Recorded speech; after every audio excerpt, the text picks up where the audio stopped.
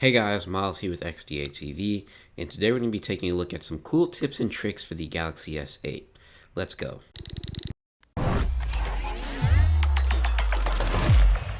So the first cool trick I found is that you can actually pin things to the always on display. YouTube videos, for example. You can go to a video and hit share. Among all the other options to share, you'll see something that says always on display. So if the always on display on your S8 is enabled, for the first 10 minutes it'll appear as a link, and then after 10 minutes it'll just show up as a little note icon there that you can double tap to go to. So for people who want to be able to save reminders for stuff and stuff like that, this is a cool way to go about it. You can also pin an image to the always on display, as you can see here.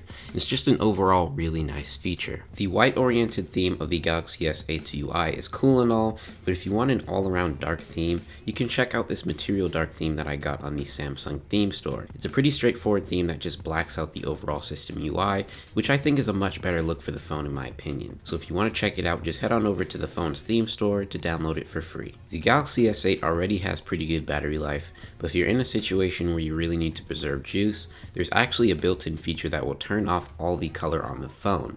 So in the accessibility menu in the settings, you'll want to go to direct access, and here you'll find the grayscale feature, which will actually turn all the color on the device off. And then you just press the volume up and power button at the same time, and it'll automatically enable and disable it. So yeah, I find this feature to be pretty cool, so I'm glad it's included. Now for those of you who want to be able to quickly view any notifications you may have, but don't want to deal with the always on display, then here's something you might want to check out. Back in the accessibility menu in the settings, you want to go to the dexterity and interaction page and enable easy screen turn on.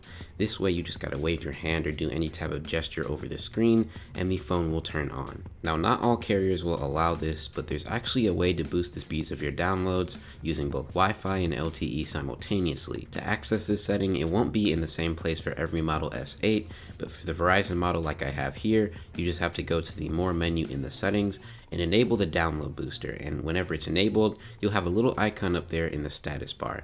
And I can say throughout my testing of this feature, it really does make a difference. As the Galaxy S8 is an edge device, there are a couple of cool edge panels that you get with this phone by default, but if you go to the settings for the edge panel, you will actually find that there's an entire little shop dedicated to extra edge panels that you can download. Some of them they'll even charge you for. Some of the paid ones include a calendar edge panel, Facebook Messenger edge panel, and even an edge panel for Spotify playlists.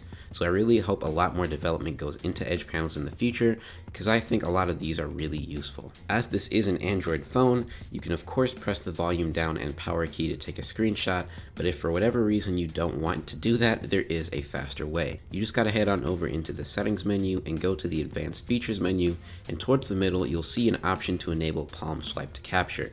And just as described, you just have to swipe the edge of your hand on the screen and a screenshot will be captured. The Galaxy S8 has a display that makes it somewhat awkward and difficult to hold in certain situations, and one of them being the camera and specifically taking pictures. In the camera settings menu, there's actually a floating camera button that you can enable and drag and position it basically all over the screen for the best feel in the hand while taking photos. It's a pretty nice feature. Another cool camera feature is being able to have shortcuts for different camera modes on the home screen. So when you're selecting a mode in the camera menu, you just want to click on the three-dot menu button up top, and there you can select modes to save as a shortcut on the home screen. So when you tap on it on the home screen, it goes right into that specific mode. So that's pretty much it for this video. Make sure to subscribe for future content like this, and I'll talk to you guys in the next video.